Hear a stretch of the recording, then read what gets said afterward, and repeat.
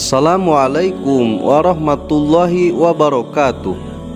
Sebuah kisah menarik akan saya angkat dalam video singkat kali ini mengenai sebuah laut yang letaknya di antara langit dan bumi, yang diceritakan di dalam kitab Badi'uz Zuhur. Namun sebelum saya melanjutkan kisah kali ini, jangan lupa nyalakan notifikasi lonceng di bawah ini, like, comment, share, and subscribe. Kitab Badi'uz Zuhur adalah sebuah kitab karangan sejarawan Mesir, yaitu Muhammad bin Iyas al-Misri al-Hanafi.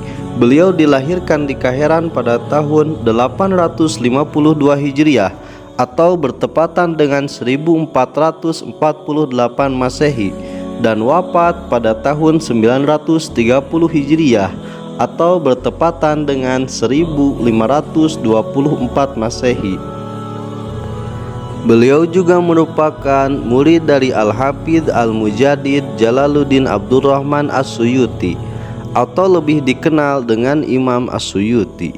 Kitab Badi'uz Zuhur adalah kitab sejarah yang menerangkan tentang awal penciptaan alam semesta, dimulai dari penciptaan makhluk yang paling awal Allah Subhanahu wa Ta'ala ciptakan sampai diutusnya Nabi Isa alaihi salam.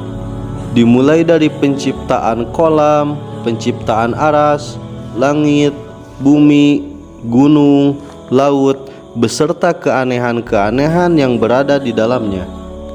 Kitab ini juga menerangkan kisah makhluk yang berada di bumi sebelum Nabi Adam alaihi salam diturunkan dari surga oleh Allah Subhanahu wa Ta'ala, dan berlanjut kepada kisah para nabi, kisah Baluqyah, kisah Ashabul Kahfi, Iskandar Dzulqarnain, kisah Sadad bin Ad, kisah Awaj bin Unuk, yang mana Awaj bin Unuk bisa hidup sampai 4000 tahun lamanya.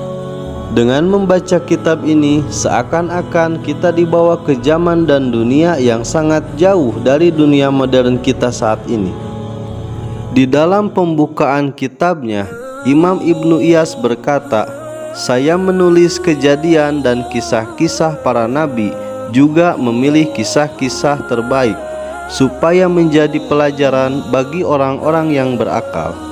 Sebelum mendengarkan kisah ini, yaitu tentang laut yang berada di antara langit dan bumi, alangkah baiknya kita mengenal ulama yang menulis kisah ini, yaitu Imam Ibnu Abbas. Beliau merupakan sahabat sekaligus sepupu Nabi, karena merupakan anak dari sahabat Abbas bin Abdul Muthalib, yaitu paman dari Rasulullah Shallallahu Alaihi Wasallam. Beliau lahir pada tahun ketiga sebelum Nabi hijrah dari Mekah ke Madinah. Oleh para ulama, beliau dijuluki sebagai Turjumanul Quran, atau juru kunci untuk memahami makna di dalam Al-Quran. Di dalam kitab Badi'uz Zuhur, Imam Ibnu Abbas berkata, "Sesungguhnya air hujan itu berasal dari sebuah laut yang berada di antara langit dan bumi, yang mana laut itu dipenuhi dengan berbagai macam ikan dan katak." Beliau melanjutkan, "Pernah di suatu daerah turun hujan disertai dengan turunnya bermacam ikan dan katak, yang mana ikan-ikan dan katak itu terbawa dari laut yang Allah ciptakan di antara langit dan bumi." Kebenaran perkataan Imam Ibnu Abbas itu juga diperkuat oleh suatu kisah bahwa ada seorang raja yang melepaskan seekor burung di lapangan. Burung itu terbang sangat tinggi sampai-sampai mata sang raja tidak dapat melihat burungnya. Selang beberapa lama, akhirnya burung itu turun. Namun alangkah terkejutnya si raja dengan melihat sang burung membawa seekor ikan di kakinya. Sambil penasaran, si raja membawa ikan itu ke istananya. Setelah tiba di istananya, sang raja memutuskan untuk bermusyawarah dengan para ulama mengenai ikan yang dibawa oleh burung itu. Kemudian salah satu ulama berdiri sambil berkata, "Wahai sang raja, sesungguhnya ikan yang dibawa burung itu beracun, dan jangan sekali-kali baginda memakannya. Sang raja pun bertanya, "Dari mana engkau tahu ikan ini beracun?"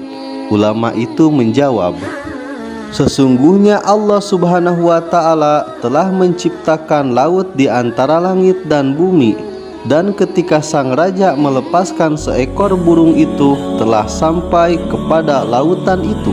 Mengenai ikan yang dibawa burung itu telah sampai suatu hadis bahwa ikan yang berada di lautan yang Allah ciptakan di antara langit dan bumi itu sangat beracun. Jika sang raja tidak percaya, coba datangkan seorang narapidana yang hendak dihukum mati." Akhirnya sang raja mendatangkan seseorang yang mau dihukum mati sambil mensajikan ikan itu. Sang narapidana pun akhirnya memakan ikannya. Setelah memakannya, benar saja sang narapidana langsung keracunan dan mati seketika. Setelah melihat kejadian itu, akhirnya sang raja tidak lepas-lepas lalu bermusyawarah dengan para ulama dalam berbagai hal. Sekian dan terima kasih. Kitab Bada'iuz Zuhur halaman 4-5.